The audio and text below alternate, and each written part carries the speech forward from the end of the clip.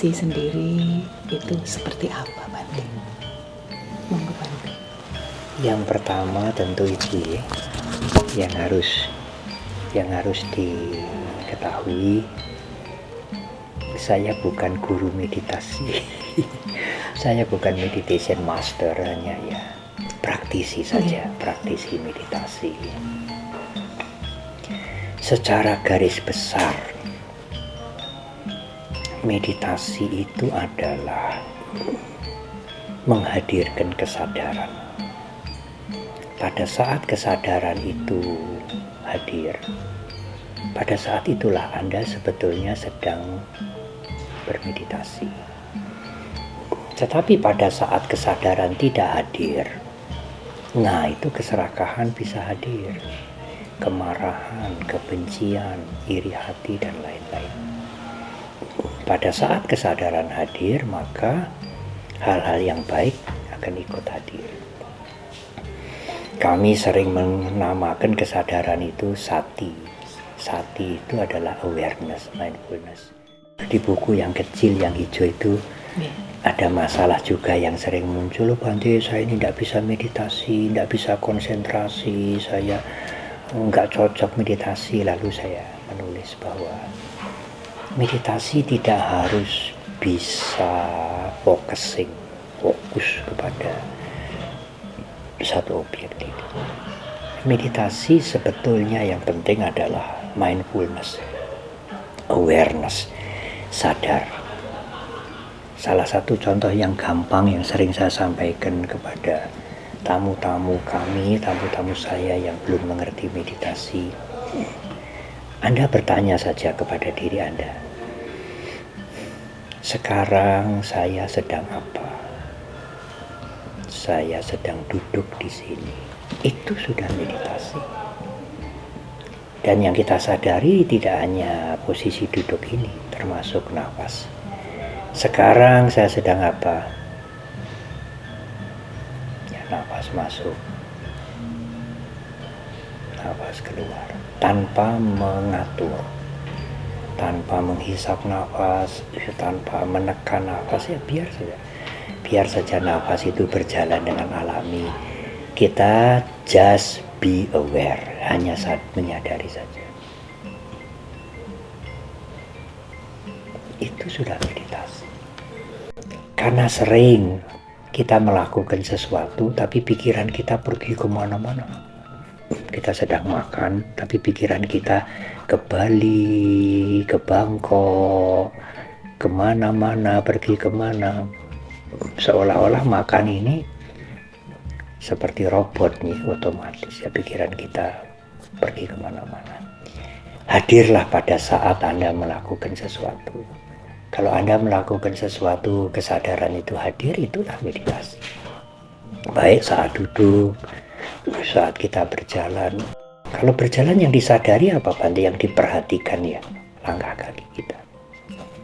Sering bahasa Indonesia menerjemahkan awareness atau mindfulness itu dengan kesadaran.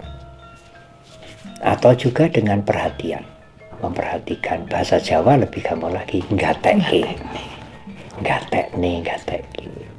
Dan kalau kesadaran itu sudah kita latih dengan memperhatikan langkah kaki, dengan memperhatikan nafas, yang paling penting kesadaran itu nanti digunakan kalau emosi muncul. Emosi senang, tidak senang, emosi kecewa, emosi bahagia, emosi sedih. Karena kalau emosi itu diperhatikan, dia akan menjadi turun. Kalau tidak diperhatikan, bagaimana? Emosi itulah yang akan menyulut pikiran kita untuk timbul ini, timbul itu, dan sebagainya. Jadi kesadaran dari meditasi itu fungsi utamanya memperhatikan perasaan dan pikiran kita. Nah, yang paling riskan itu, kalau tidak boleh dikatakan paling sensitif atau paling berbahaya, sebetulnya perasaan. Perasaan itulah yang memprovokasi pikiran kita untuk ini itu. Kalau perasaan yang timbul senang, pikiran kita timbul ingin lagi. Kalau indera kita ini melihat sesuatu yang tidak menyenangkan, timbul rasa tidak senang, ingin sih. ingin menyingkirkan, ingin menjauhi, ingin menghancurkan. Reaktif. Tetapi kalau ada kesadaran, ada perhatian, begitu perasaan senang atau tidak senang muncul, kita menyadari, maka reaksi kita itu akan menjadi wise. Akan ada wisdom di sana. Bukan reaktif dengan keserakahan, kebencian, kemarahan, kejengkelan. Nah, kuncinya ada di kesadaran itu. Kalau kesadaran muncul, maka semua nilai-nilai yang baik muncul. Tapi kalau kesadaran absen, timbul rasa tidak senang, yang muncul ya kebencian, kemarahan, ingin menghancurkan atau ingin meninggalkan. Kalau perasaan senang yang muncul ingin menguasai, ingin memiliki. Tidak dengan pikiran, tidak dengan wise, tidak dengan wisdom. Tapi begitu ada mindfulness, ada awareness, ada perhatian ke dalam, nah yang muncul itu tidak reaktif, yang muncul itu menjadi tindakan yang bijak. Oleh karena itu sebetulnya meditasi atau dhamma itu kan intinya kan melihat ke dalam dulu. Jangan ujuk-ujuk. Ujuk-ujuk, tahu ujuk-ujuk ya?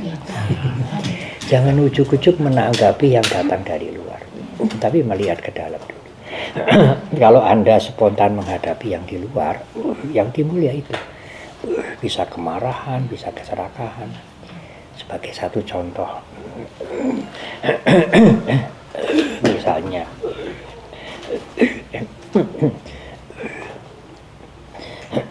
handphone kita di meja. Dengan tidak sengaja teman kita atau karyawan kita membersihkan meja itu, handphonenya jatuh, lalu pecah ya, berantakan. Lalu kita diberitahu, Bante, handphonenya tadi kecamplok lalu pecah. Kalau kita tidak pernah meditasi, tidak mengerti kesadaran atau perhatian, reaktif. Siapa yang jatuhkan? Dalam bahasa Jawa, mak berbet, perempeng.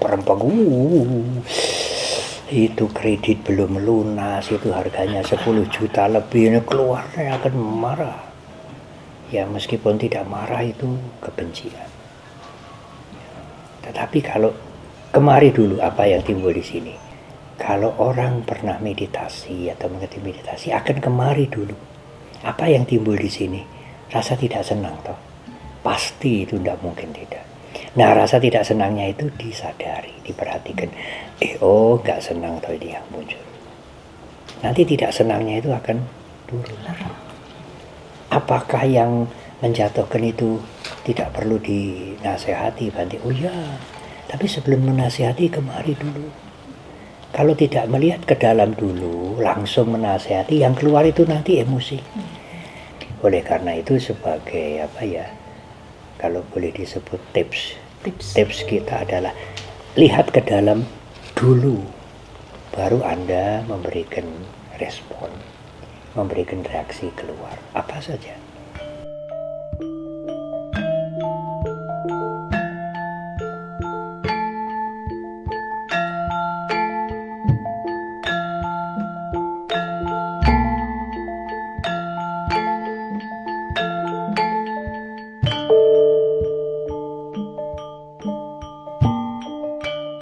Saya baru-baru membaca kisahnya Steve Jobs yang menemukan Apple. Ya.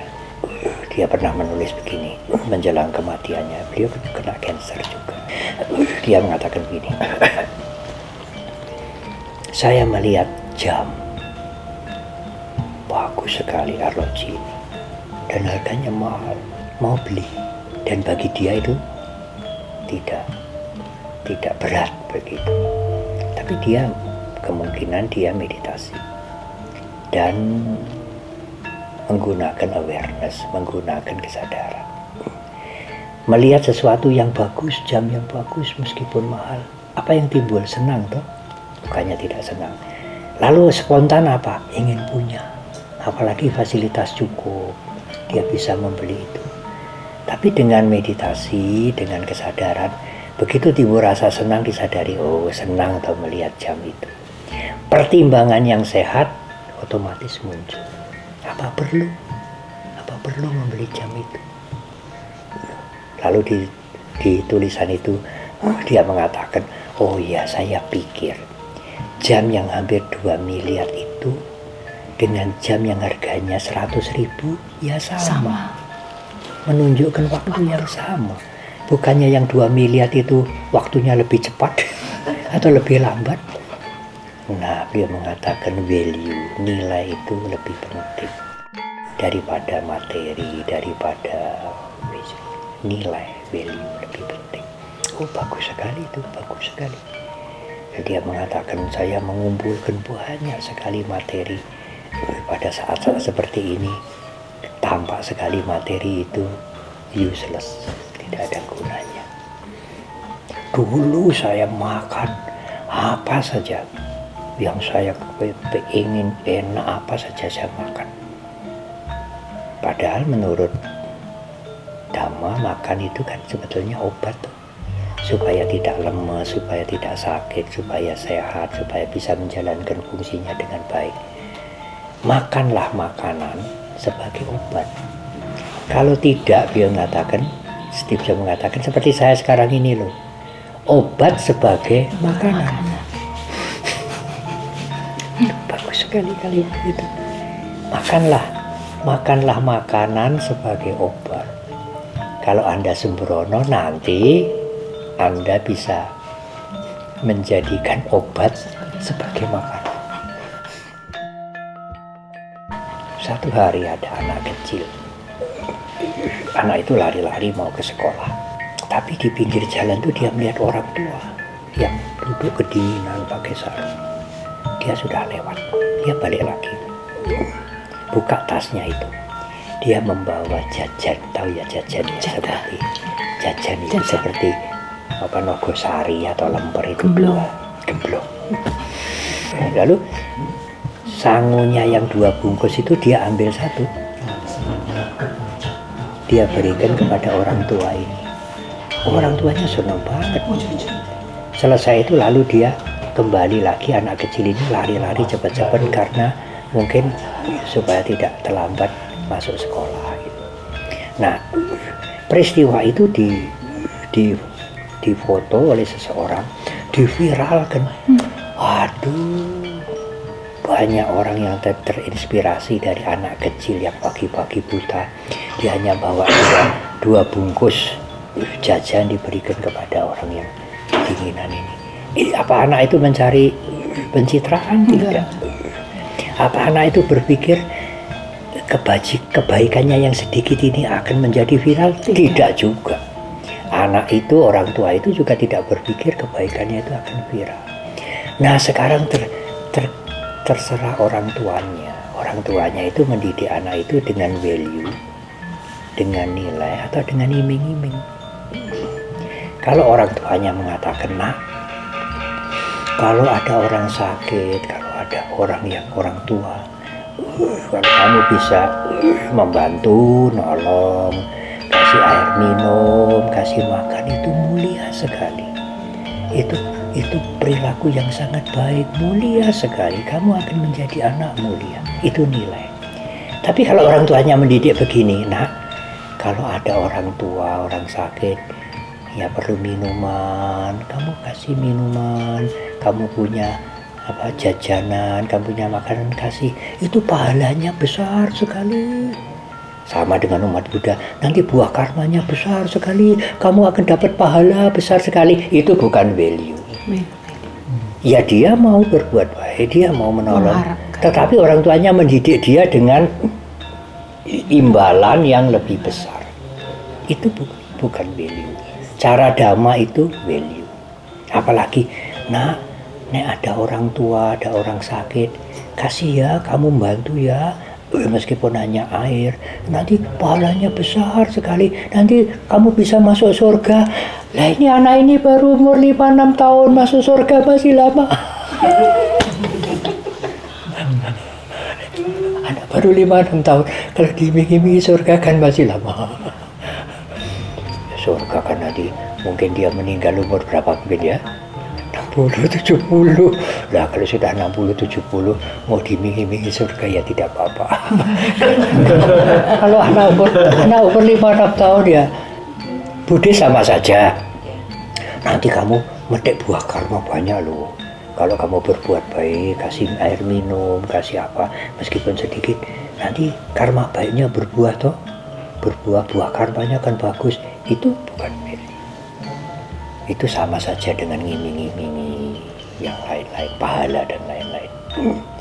Tetapi kalau Anda akan mulia, Anda jadi anak baik, itu value. Anda pilih value atau nilai? Materi. Karena kemarin saya baca di Tempo atau di mana, katanya waktu Sri Paus itu lewat ya, selain mobilnya sederhana di foto, kan beliau pakai jam. Jam ya. Casio. Zoom. Oh jamnya ini hanya 200.000.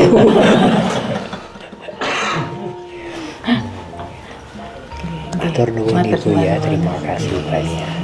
Memberikan pencerahan dengan